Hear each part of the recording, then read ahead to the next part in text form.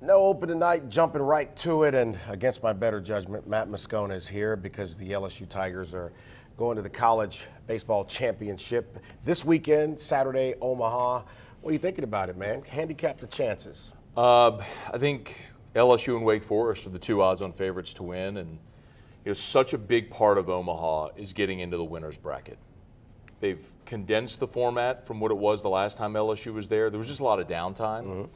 And so when you don't have as many off days, you don't have as much time to reset your pitching. So you got to stay in the winner's bracket. So Paul Skeen's going first for LSU, gives them a chance to beat anybody. Yeah. But really that second game in Omaha, if it's LSU Wake Forest, you're going to need a big day from Ty Floyd. You get that, you should be in the championship series. How did the game getting pushed back so much last weekend impact this week, if at all?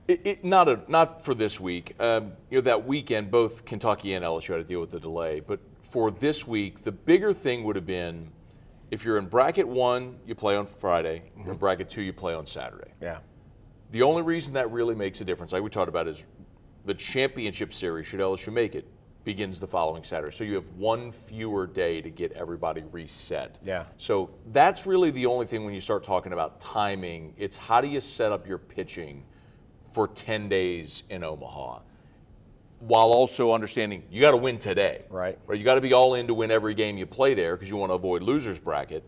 But you also want to make sure that you have enough pitching to get yourself through 10 days if you need to.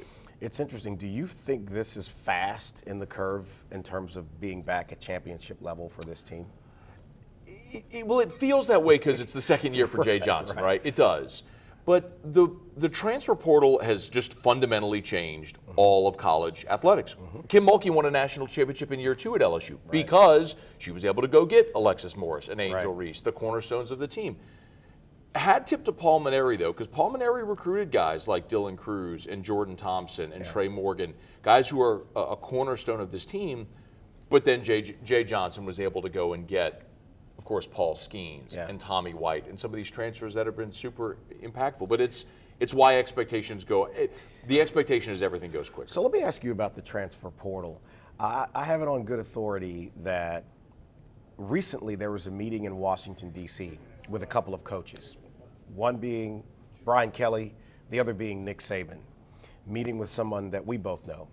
And they're getting together to put some kind of guardrails up as it relates to the transfer portal.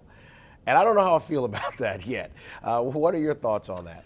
I know NIL has been a big part of that as well. Yeah. Right? Oh, excuse me. I said transfer portal. NIL is what I meant. Yeah. But they do go sort of hand in hand, right? Yeah. But I am all about capitalism, man. If you can make it, God bless you, go get it. If someone's willing to pay you, I'm all for it. I'll grant you, Clay, I am an outlier. I'm an extremist on this. I'm for, if you want to transfer, just like an engineering student can transfer, anybody should be able to go find the best opportunity for yourself. Right.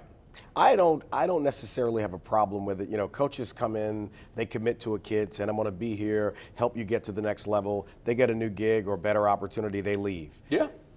Why is that not good for the kids? I agree. The group of people most inconvenienced by the transfer portal are coaches. Yeah.